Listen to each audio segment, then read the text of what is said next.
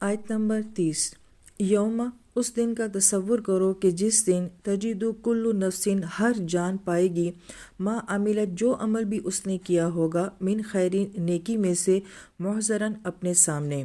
آیت کے اس حصے میں جو لفظ استعمال کیا گیا ہے محضرہ، یہ حضر سے ہے، اور حضر ہماری اردو زبان میں ہم کہتے ہیں حاضر ہونا۔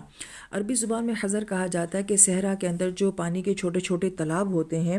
ان کو جو ہے وہ حضر کہا جاتا ہے، اس لیے کہ جہاں پانی ہوتا ہے وہاں پہ لوگ آگے آباد ہونا شروع ہو جاتے ہیں، اور وہاں پہ گویا کہ شہر آباد ہو جاتے ہیں۔ شہر کے آباد ہونے سے تصور یہ ہے کہ گویا کہ وہاں پہ زندگی آباد ہو جاتی ہے، وہاں پہ چہل پہل ہو جاتی ہے، اور جہاں پہ لوگ ہوں گے، شہر آباد ہوں گے، وہاں پہ لازمی بات ہے کوئی نہ کوئی تہذیب بھی ہوگی، ثقافت بھی وہاں پہ پائی جائے گی۔ اس لیے آج کل کی جدید عربی میں حضارہ کا لفظ جو ہے وہ تہذیب کے لیے بولا جاتا ہے۔ تو اس لفظ کے اندر جو ہمیں تاثر ملتا ہے وہ یہ کہ جہاں پانی ہوتا ہے وہاں پہ زندگی ہوتی ہے۔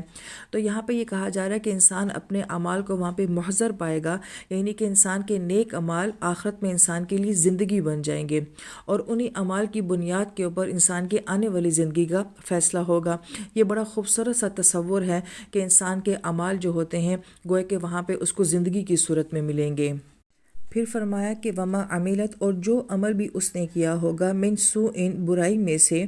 تودو، تو وہ چاہے گا، لو، کہ کاش، انا بینہ و بینہ، کہ اس کے اور اس کے گناہوں کے درمیان میں، امدم بعیدہ، ایک دور کا زمانہ حائل ہو جائے۔ لہٰذا جو عمل انسان دنیا میں خود اپنے وجود سے کرتا ہے، اپنے اعضاء سے کرتا ہے اور بڑے قریب سے کرتا ہے، آخرت میں انسان اپنے اس برے عمل کو دیکھنا بھی نہیں چاہے گا، اور اس دوری کو جو ہے امدم بعید سے بیان کیا گیا ہے۔ اور عربی زبان میں امید کا لفظ بولا جاتا ہے جب کسی کشتی کو مکمل طور پہ لوڈ کر دیا جائے، بھر دیا جائے، تو اس کے لیے لفظ امید کہا جاتا ہے کہ اب اس کشتی میں مزید اور کچھ بھی ڈالنے کی گنجائش نہیں رہی ہے۔ اسی طریقے سے امد جو ہے وہ اس ڈیڈ لائن کو بھی کہا جاتا ہے کہ جہاں گھوڑوں کی ریس لگوائی جاتی ہے تو ایک حد مقرر کر دی جاتی ہے کہ یہاں تک جو ہے اس گھوڑے نے بھاگنا ہے، تو گویا کہ اس ڈیڈ لائن کو بھی جو ہے وہ امد کہا جاتا ہے۔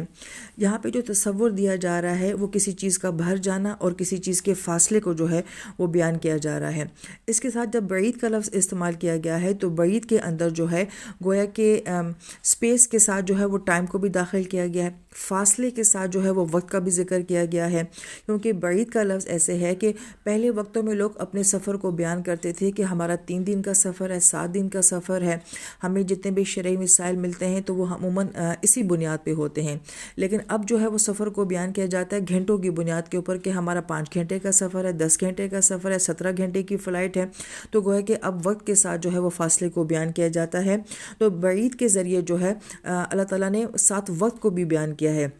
کہ انسان کی تمنا کرے گا کہ جو اس کا گناہ ہے تو وہ زمانے کے لحاظ سے بھی اور وقت کے لحاظ سے بھی وہ بہت دور اس سے چلا جائے۔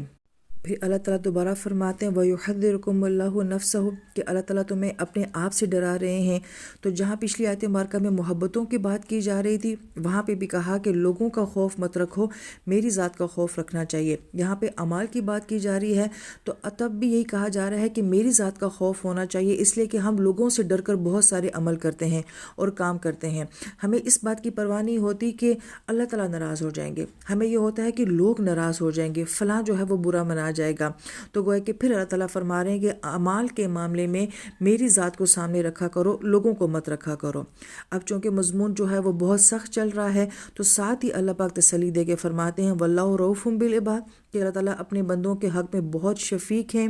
لہٰذا کچھ معاملات ایسے ہیں کہ ان کی نزاکت ایسی ہے جہاں اللہ تعالیٰ بندے کو بہت خبردار کرتے ہیں محبتوں کے معاملے میں، اعمال کے معاملے میں، لیکن بہت ساری خطائیں بندہ اور بھی ایسی کرتا رہتا ہے جسے اللہ تعالیٰ محض اپنی شفقت اور محبت سے معاف کرتے رہتے ہیں۔